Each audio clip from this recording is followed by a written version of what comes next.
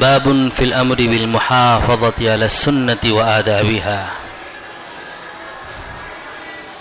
سنت اور آداب سنت پر محافظت کے حکم کا بیان.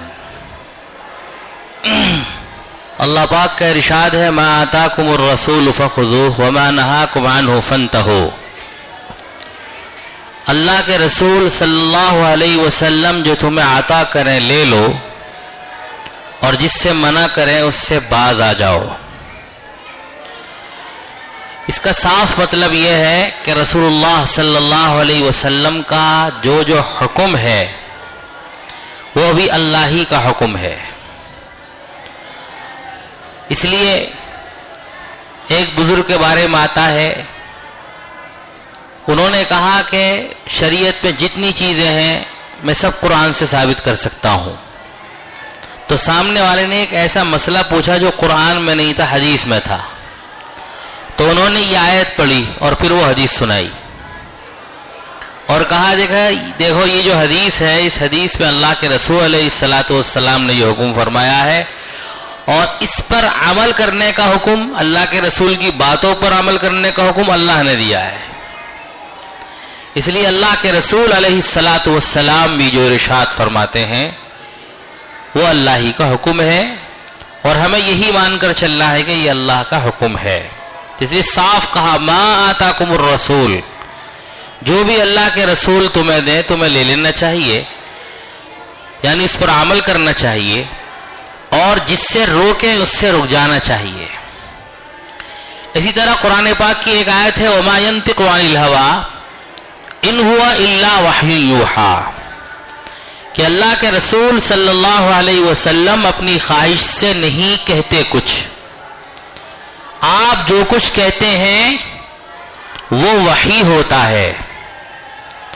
اپنی طرف سے آپ علیہ السلام کچھ ارشاد نہیں فرماتے. یہ آیت بھی بتاتی ہے کہ رسول اللہ صلی اللہ علیہ وسلم کے جو فرمودات ہیں، آپ کے جو ارشادات ہیں، وہ اللہ ہی کی باتیں ہیں. علماء کہتے ہیں کہ وحی کی دو قسمیں ہیں، اللہ کے پیغام کی دو قسمیں ہیں. ایک وحی مطلوع ہے اور ایک وحی غیر مطلوع. وحی مطلوع وہ وحی اللہ کا وہ پیغام جس کی تلاوت کی جاتی ہے، اور وحی غیر مطلوع اللہ کا وہ پیغام جس کی تلاوت نہیں کی جاتی، وحی وہ بھی ہے. قرآن پاک وحی مطلوع ہے، اللہ کا وہ پیغام جس کی تلاوت کرنے کا حکم ہے. اور رسول اللہ صلی اللہ علیہ وسلم کی جتنی حدیثیں ہیں وہ بھی وحی ہی ہیں، لیکن وحی غیر مطلوع ہے جن کی تلاوت کا حکم نہیں ہے. اور یہ بات قرآن پاک کہتا ہے وما ينطق عن الهوى ان هو الا وحی یوحی. اسی طرح ایک آیت قل ان کنتم تحبون اللہ فاتبعونی یحببکم اللہ ویغفر لکم ذنوبکم. اللہ نے ارشاد فرمایا کہ اگر تم اللہ سے محبت کرتے ہو تو اے پیغمبر آپ ان سے کہہ دیجئے کہ تم میری پیروی کرو، اللہ تم سے محبت کرے گا اور تمہارے گناہ معاف کر دے گا. آیت کریمہ میں بتایا گیا کہ کوئی اگر اللہ کے رسول صلی اللہ علیہ وسلم کی پیروی کرے گا تو اس کو دو انعام ملیں گے. پہلا انعام میں ملے گا کہ اللہ اس سے محبت کرنے لگے گا، اور دوسرا انعام یہ ملے گا کہ اللہ پاک گناہوں کو معاف کر دے گا. یہ حضور پاک صلی اللہ علیہ وسلم کے اتباع کی برکت ہے. حضور پاک صلی اللہ علیہ وسلم کی اتباع میں اللہ پاک نے کامیابی رکھی ہے، اور آپ کی اتباع کے علاوہ میں 100% ناکامی ہے. اس لیے مسلمان کو تو ہمیشہ یہ چاہیے کہ وہ ہر موقع پر اللہ کے رسول صلی اللہ علیہ وسلم کی سنتوں کی اتباع کرے. اور سنتوں میں اللہ پاک نے اس امت کا فائدہ بھی رکھا ہے. سنتوں کے علاوہ میں وہ فائدہ نہیں ہے، ظاہری لحاظ سے بھی فائدہ ہے اور باطنی لحاظ سے بھی فائدہ ہے. ظاہری لحاظ سے فائدہ اس کی ایک دو مثالیں میں بتاتا ہوں. مثال کے طور پر رسول اللہ صلی اللہ علیہ وسلم نے ارشاد فرمایا کہ جب بھی تم پانی پیو دیکھ کر پیو. دیکھ کر پانی پینا سنت ہے، بیٹھ کر پانی پینا سنت ہے، بسم اللہ پڑھ کر شروع کرنا سنت ہے، 3 سانس میں سنت ہے، پینے کے بعد الحمدللہ کہنا سنت ہے. اس دیکھ کر پانی پینے کا فائدہ اتنا ہے، بعض مرتبہ ایسا ہوتا ہے کہ انسان اگر دیکھ نہیں پاتا تو کچھ نقصان کی چیزیں پانی میں آ سکتی ہیں، تو اس سے انسان کو نقصان ہو جائے گا. بہت سی مرتبہ ایسے واقعات ہیں کہ اچانک دیکھ لیا تو اس گلاس کے اندر یا اس کٹورے کے اندر کوئی کیڑا ہے، نقصان دینے والی چیز ہے. اللہ کے رسول علیہ الصلوۃ والسلام نے فرمایا ہمیشہ پانی جب بھی پیو دیکھ کر پیو، نل سے منہ لگا کر نہ پیو، لوٹے کی ٹوٹی سے مت پیو. ہمارے ایک ساتھی ہیں وہ بتا رہے تھے کہ ایک مرتبہ بچپن میں لوٹے کی ٹوٹی سے منہ لگا کر پی رہا تھا تو جیسی منہ لگایا ایک چھوٹا سا سانپ کا بچہ نکلا اس میں سے. تو کتنا فائدہ ہے اس سنت پہ، جب بھی پانی پیو دیکھ کر پیو. اسی طریقے سے اللہ کے رسول علیہ الصلوۃ والسلام نے ایک موقع پر ارشاد فرمایا کہ کوئی بھی تم میں سے ایسی چھت پر نہ سوئے جس کی منڈیر نہ ہو. چاروں طرف کی جو دیوار ہوتی ہے اس کو منڈیر بولتے ہیں. تو حضور نے فرمایا ایسی چھت پہ نہیں سونا چاہیے، کیونکہ کبھی کبھی ایسا ہوتا ہے کہ انسان پر نیند ایسی طاری ہوتی ہے نیند میں ہی چلنے لگتا ہے. وہ پتہ چلا نیند میں چلنے لگا اور وہ گر گیا، یا کروٹ لی اس نے سوتے سوتے اور وہ گر گیا. اللہ کے رسول علیہ الصلوۃ والسلام نے فرمایا ایسا نہ کرو. تو اس کے اندر کتنا بڑا فائدہ ہے. اسی طریقے سے اللہ کے رسول علیہ الصلوۃ والسلام نے فرمایا کہ کوئی آدمی کپڑا پہنے اس کو نہ سلے. مثلا کبھی بٹن ٹوٹ جاتا ہے تو آدمی سوچتا چلو ایسے ہی پہنے اس کو لگا لو، ٹانک لو. یا کہیں سے پھٹ گیا جلدی میں ہے کہ چلو ایسے ہی سی لو. حضور نے فرمایا نہ ایسا نہ کرو. اس سے کیا ہوتا ہے، اس میں بھی امت کی بھلائی، امت کا فائدہ آپ صلی اللہ علیہ وسلم نے سوچا ہے. یہ کبھی کبھی ایسا ہوتا ہے کہ آدمی پہنے کپڑا سل رہا ہے تو وہ سوئی چبھ جاتی ہے، امت کو اس سے نقصان ہو سکتا ہے. جو فرد ایسا کر رہا ہے اس کو نقصان پہنچنے کا اندیشہ ہو سکتا ہے. اسی طریقے سے اللہ کے رسول علیہ الصلوۃ والسلام نے فرمایا جب بھی موزہ یا جوتا تمہیں پہننا ہو تو جھاڑ کر پہنو. یہ آپ صلی اللہ علیہ وسلم کی سنت ہے. ایک دفعہ آپ صلی اللہ علیہ وسلم اپنا موزہ پہننا چاہتے تھے، چمڑے کا آپ کا موزہ تھا.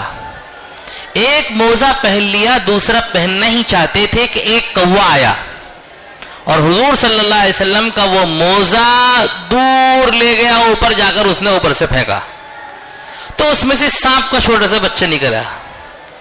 اللہ کے رسول علیہ الصلوۃ والسلام کی اللہ نے اس طریقے سے حفاظت فرمائی. تو حضور نے فرمایا کہ جب بھی موزہ پہنو، بلکہ الفاظ ہے کہ جو اللہ اور رسول پر ایمان رکھتا ہے، قیامت کے دن پر ایمان رکھتا ہے، اس کو چاہیے کہ جب بھی موزہ پہنے جھاڑ کر پہنے، جوتا پہنے جھاڑ کر پہنے. جوتا جھاڑ کر پہننا سنت ہے، موزہ جھاڑ کر پہننا سنت ہے. اور اس میں امت کا فائدہ ہے. ظاہری فائدہ ہے کہ نقصان سے بچاؤ ہے، اور باطنی فائدہ یہ ہے کہ رسول اللہ صلی اللہ علیہ وسلم کی سنت پر عمل ہے، انسان کی روحانی ترقی ہوتی ہے اور اللہ کے رسول علیہ الصلوۃ والسلام کے قریب ہوتا ہے انسان. بہت دنوں کی بات ہے، تقریباً 15-16 سال ہو گئے، میں نے اپنی مسجد میں یہ سنت بیان کی تھی. فجر کے بعد میں کچھ بیان کیا کرتا تھا. تو ہمارے ایک ساتھی ہمارے ساتھ واکنگ میں جاتے تھے، ان کی بھی عادت ہو گئی. 3 دن کے بعد انہوں نے جب اپنا جوتا جھاڑا تو ایک سپلک کا بچہ اس میں سے جوتے میں سے نکلا. تو انہوں نے کہا مفتی صاحب شاید اللہ نے آپ کی زبان سے سنت اس لیے کہلوائی کہ اللہ مجھے نقصان سے بچانا چاہتا تھا. تو سنت پر کس قدر فائدہ ہے. حضرت مولانا پیر ذوالفقار صاحب نقشبندی اب تو رحمہ اللہ ہو گئے، اللہ ان کی مغفرت فرمائے، کروڑ کروڑ جنت نصیب فرمائے. تو ان کے مواعظ میں، ان کی تقریروں میں ایک واقعہ لکھا ہوا، حضرت نے لکھا ہے کہ ان کے یہاں قریب میں ایک جگہ تھی، وہاں پر کھیت میں ایک بندہ کام کرنے کے لیے گیا اور درخت کے اوپر، جھاڑ کے اوپر کچھ توڑنے کے لیے چڑھا. کسی پھل کا درخت ہوگا، کسی پھل کا جھاڑ ہوگا. وہ اوپر اس پر ایک سانپ تھا اور زہریلا سانپ. جیسے یہ بندہ اوپر چڑھا ہے تو اس سانپ نے اس بندے کو لپیٹے میں لے لیا. سانپ کی عادت ہوتی ہے کہ جب کسی پر وہ کرتا ہے تو اس کو لپیٹ لے لیتا ہے. وہ لپیٹے میں لے لیا اور اپنا منہ اس کے آگے کر دیا. اب یہ چپ ہے، خاموش ہے، یہ اس کو دیکھ رہا ہے اور وہ اگر ادھر ادھر کرتا ہے تو اپنے آپ کو خالی بچا رہا ہے. اب اس نے شور مچایا، وہیں سے لوگ آئے، لیکن مسئلہ یہ تھا کہ بچائے تو کیسے بچائیں؟ اگر سانپ کو مارا جاتا ہے تو اس کی بھی لگتی ہے. لوگ بندوق لے کر آ گئے، رائفل لے کر آ گئے، لیکن جو بھی اب نشانہ لگانے کی سوچتا ہے کہ اس بندے کا سر یا اس کا سینہ سامنے آ رہا ہے. تو اس وقت فوج کا ایک جوان چھٹیوں میں اپنے گھر آیا ہوا تھا. اس نے کہا کہ بھئی اس کا علاج میں کرتا ہوں، لاؤ رائفل مجھے دو. اور لوگوں کا نشانہ بہت تیز ہوتا ہے. تو اس نے کیا کیا، پانی تھا قریب میں تو اس نے جوتے اپنے دور جوتے اتار دیے. اپنے جوتے اتار کے پھر وہ ننگے پاؤں پانی میں چلا تھوڑا سا، اور رائفل سے اس نے سانپ کے چہرے کا ایسا نشان لگایا کہ سانپ کی منڈی، اس کا سر کٹ گیا اس کے نشانے سے. وہ آدمی بچ گیا اور سانپ مر گیا، اور سانپ نے پھر بل اپنا ڈھیلا چھوڑ دیا اور وہ سانپ نیچے گر گیا، آدمی اتر کے آ گیا. اللہ پاک نے اس کو بچا لیا. لیکن سانپ کا جب سر کاٹا جاتا ہے تو 24 گھنٹے تک اس کے اندر اثرات رہتے ہیں، زندگی کے اثرات رہتے ہیں، وہ ختم نہیں ہوتے ہیں. اس لیے اگر اس کو مارنا ہو تو اس کو دفنا دینا چاہیے، زمین میں دفن کر دینا چاہیے. یہ جو اس کی منڈی تھی، اس کا سر تھا، یہ اچھل کر اس فوجی کے جوتے کے اندر آ گیا. یہ جلدی سے خوشی کے مارے جلدی آیا، اس نے کچھ دیکھا نہیں اور جوتے یوں ہی اس نے پہن لیے. وہ سانپ کا سر اندر تھا اور زہریلا قسم کا سانپ تھا، اس نے اس کو کاٹ لیا اور یہ اس سے وفات پا گیا، مر گیا. جس کو مرنا تھا اللہ نے اس کو بچایا، اس کے ذریعے سے بچایا، اور اللہ پاک نے اس کو موت دے دی. لیکن اگر یہ سنت کا عادی ہوتا تو اللہ پاک کی حفاظت میں اس طریقے سے آ جاتا. تو اللہ نے سنتوں میں ظاہری فائدہ بھی رکھا ہے اور باطنی فائدہ بھی رکھا ہے. تو یاد رکھیے، یہ جو جوتے کے جھاڑنے کی سنت ہے، اس پر عمل کیجیے ہمیشہ. موزے جب بھی پہنے جھاڑ کر پہنیے.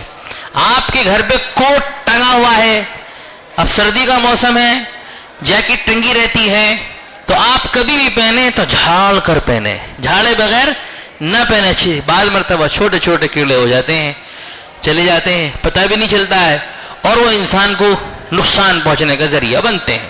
تو ہر سنت کے اندر ظاہری فائدہ بھی ہے اور باطنی فائدہ بھی ہے. اسی طریقے سے اللہ کے رسول علیہ السلام نے ایک موقع پر یہ بات ارشاد فرمائی، تم جب بھی اپنے بستر پر آؤ اور سونا چاہتے ہو تو بستر جھاڑ کر سو. کتنا فائدہ ہے. آپ نے محسوس کیا ہوگا کبھی ایک ذرہ تنکا بھی اگر ہوتا ہے، نیچے آ جاتا ہے تو انسان کو نیند نہیں آتی. اللہ کے رسول علیہ السلام اتنا بھی گوارا نہیں فرماتے کہ میرا امتی بے آرام سوئے، اس کی نیند کے اندر خلل آئے. اس لیے آپ علیہ السلام نے فرمایا جب بھی بستر پہ جاؤ تو جھاڑ کر سو. اس لیے سنت کے مطابق 3 مرتبہ جھاڑو. اگر بستر جھڑا ہوا ہی ہوتے ماشاءاللہ، آج کے گھروں میں اس کا خیال رکھا جاتا ہے، کسی کپڑے سے لے کر سنت پر عمل کرنے کی نیت سے کپڑے کو 3 مرتبہ اس پر آپ پھیر لیجئے. ایک آدھ ذرہ اور بھی ہوگا تو وہ بھی چلا جائے گا، نہیں تو سنت پر عمل کرنے کا ثواب آپ کو مل جائے گا. تو اس آیت کریمہ میں کہا گیا ہے کہ اے محمد صلی اللہ علیہ وسلم، آپ اعلان فرما دیجئے، ان کنتم تحبون اللہ فاتبعونی یحببکم اللہ، اگر تم اللہ سے محبت کرتے ہو تو آپ کہہ دیجئے کہ میری پیروی کرو، یعنی رسول اللہ صلی اللہ علیہ وسلم کی پیروی کرنی پڑے گی. اور آپ کی پیروی ہی علامت ہے محبت اللہ کی.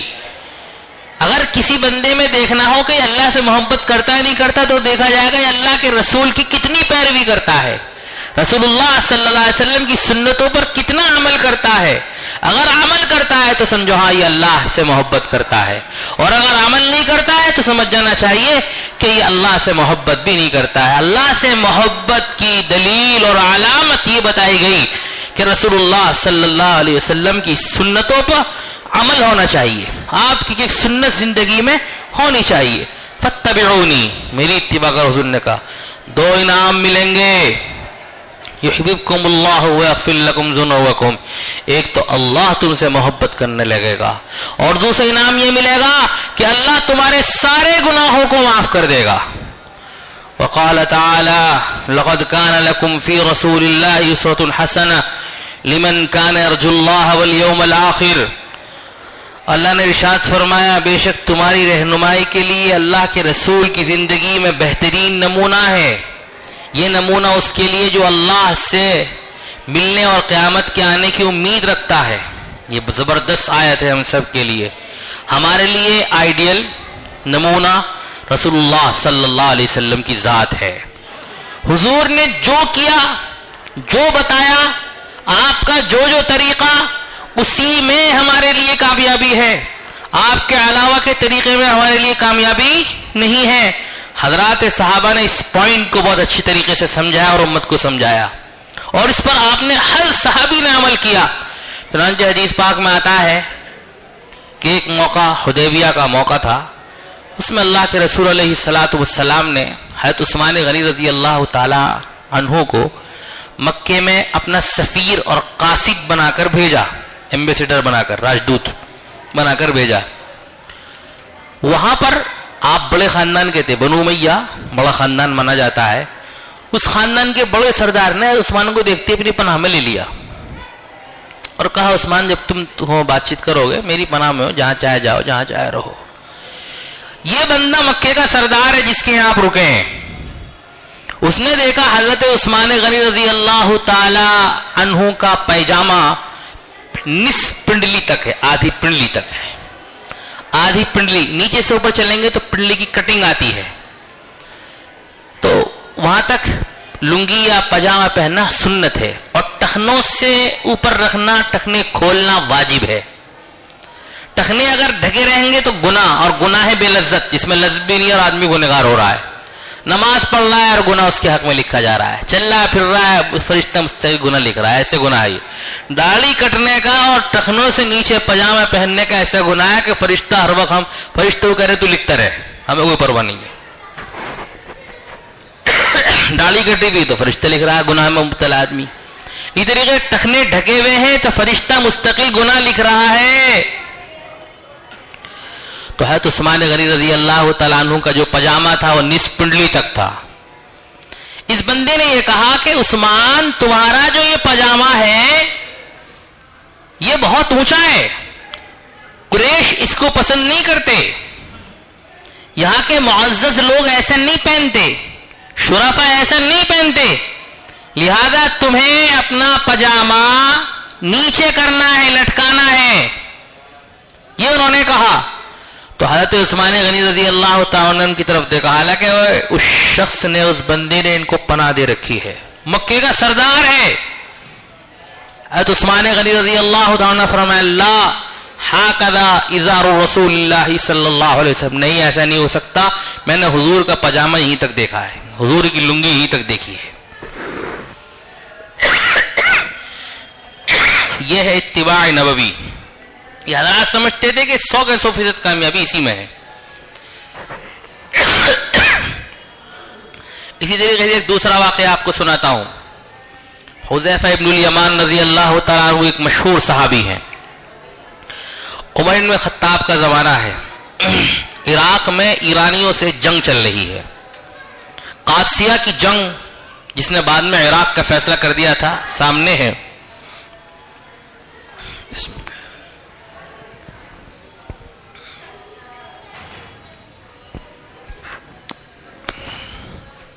الحمدللہ۔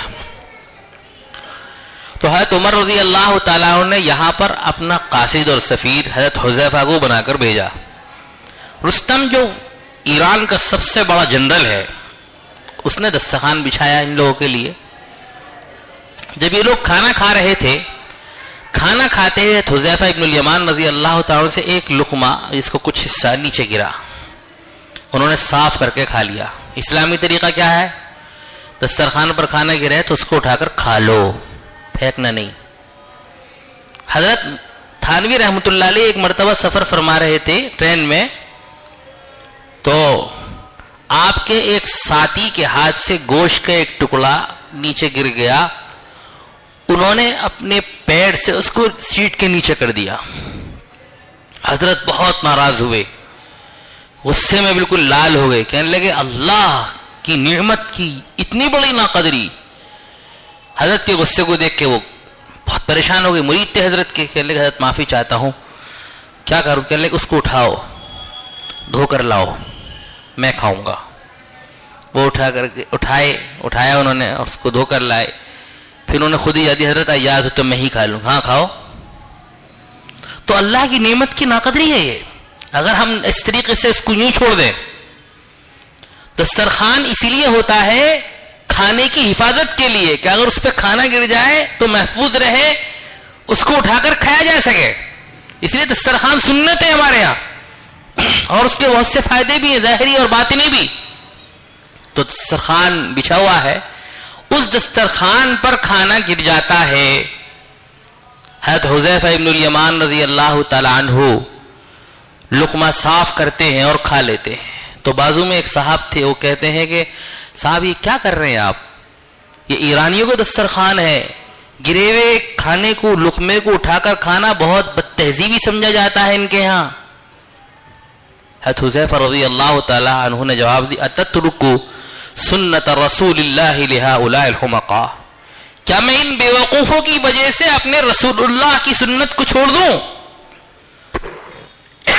ان کی نگاہ میں حضور کی سنت سب سے آگے تھی، سرکار کی سنت سب سے آگے۔ آج ہم ذرا سے ماحول کو دیکھ کر گھبرا جاتے ہیں، پریشان ہو جاتے ہیں، اپنا کلچر، اپنی ثقافت، اپنی تہذیب، اس کو فوراً ہم آگے پیچھے کرنے کی کوشش کرتے ہیں۔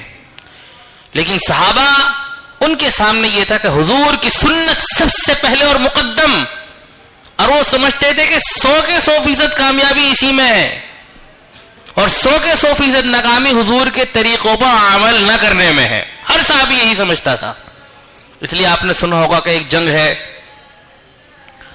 اس کے اندر کافی دن لگ گئے، تاخیر ہوتی جا رہی ہے اور فتح نہیں ہو رہی ہے۔ یہ بھی حضرت عمر رضی اللہ تعالیٰ ان کا زمانہ ہے۔ حضرت عمر رضی اللہ تعالیٰ نے کہا کہ بھئی دیکھو، اپنے عمل کو جانچو، کسی چیز کی کمی نظر آ رہی ہے مجھے۔ حضرات صحابہ نے دیکھا، جانچا تو ساری چیزیں تو تھی، لیکن ایک سنت کی کمی، سنت مسواک کی کمی ہو رہی تھی۔ تو ان حضرات نے سنت مسواک پر عمل شروع کیا، اللہ تعالیٰ نے اس کی برکت سے دوسرے دن ہی فتح عطا فرما دی۔ سنتوں میں اللہ نے اتنی برکت رکھی ہے، ظاہری فائدہ بھی ہے، باطنی فائدہ بھی ہے۔ اس لیے کہا گیا لقد کان لکم فی رسول اللہ اسوۃ حسنہ، تمہارے لیے تمہارے رسول بہترین نمونہ ہے۔ لمن کان یرجو اللہ والیوم، آج ہی سے فیصلہ کریں کہ زندگی میں انشاءاللہ سنتیں لے کر آئیں گے، جو کریں سنت کے مطابق کریں۔ بس کرتے سب ہیں، کھانا سب کھاتے ہیں، کھانا ہی ہے، سنت کے مطابق کھانا شروع کر دو۔ سوتے سب ہیں، سنت کے مطابق سونا شروع کر دیں کہ وضو کر کے سوئیں، بستر جھاڑ کے جو ہے سیدھی کروٹ پر سوئیں، کچھ نہ کچھ قرآن کریم پڑھ کر سوئیں، اس طریقے سے سو جائیں۔ سوتے وقت میں دنیاوی کوئی بات نہیں کرنی چاہیے، اس سے جو ہے باطن پر بہت اثر پڑتا ہے۔ سوتے وقت قرآن کریم کی کچھ نہ کوئی آیت پڑھ کر اللہ کی طرف متوجہ ہو کر آپ سو جائیے۔ اور عشاء کے بعد کا جو ٹائم ہے وہ تو اگر معاش ہے، یعنی دنیاوی کوئی کمانے کا مسئلہ ہے تو آپ کوئی بات ہے جائیے، باہر نکلیے، یہ دین کا کوئی تقاضا ہے آپ جائیے۔ اس کے علاوہ کسی اور تقاضے کی بنیاد پر گھر سے باہر نہیں نکلنا چاہیے، یہ غلط ہے۔ جلدی سونا سنت ہے، جلدی سونا سنت ہے۔ عشاء کے بعد سونے کے علاوہ کسی اور کام میں مشغول ہونا وہ درست نہیں ہے۔ میں نے بتایا ہاں دین کا کوئی تقاضا ہے یا آپ کے معاش کی کوئی ضرورت ہے، اس کے لیے تو بات الگ ہے، ورنہ تو ایسے نہیں جانا چاہیے۔ اور بھی سلسلے میں تفصیل ہے انشاءاللہ بعد میں۔ الحمدللہ رب العالمین، الصلاۃ والسلام علی سید الانبیاء والمرسلین محمد وعلى آله وصحبه أجمعين. ربنا آتنا في الدنيا حسنة وفي الآخرة حسنة وقنا عذاب النار وقنا عذاب القبر وقنا عذاب الحشر وقنا فتنة المسيح الدجال. اللهم أحسن عاقبتنا في الأمور كلها وأجرنا من خزي الدنيا وعذاب الآخرة. اللهم أنت ولينا في الدنيا والآخرة توفنا مسلمين والحقنا بالصالحين. اے اللہ کامل توبہ، کامل ہدایت، کامل عافیت نصیب فرمائیے، نیک اور مخلص بندوں میں شامل فرمائیے. حضور پاک صلی اللہ علیہ وسلم کی سنتوں کی اتباع نصیب فرمائیے. آپ کی سنتوں پر زندہ رکھیے اور آپ ہی کی سنتوں پر موت بھی عطا فرمائیے. موت تک عافیت کے ساتھ تقوی والی زندگی نصیب فرمائیے. خاتمہ بالخیر، حسن خاتمہ نصیب فرمائیے. صلی اللہ علیہ نبی الکریم محمد وعلی آلہ وصحبہ اجمعین برحمتک یا ارحم الراحمین. ہمارے شیخ کی کتاب ہے اتباع سنت، حاجی شکیل صاحب بمبئی والے پنویل میں. ہو سکے تو آپ اس کو منگا لیجیے اور فون پہ بھی ڈاؤن لوڈ کر سکتے ہیں آپ گوگل سے. اتباع سنت حاجی شکیل صاحب رائٹر ہیں، اس کو مطالعہ کیجیے، بہت فائدہ ہوگا.